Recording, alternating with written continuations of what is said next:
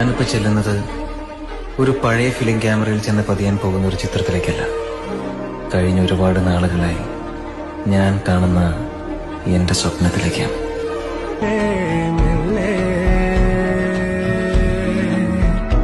ഒരു കാറ്റിലുമായി കലരാതെ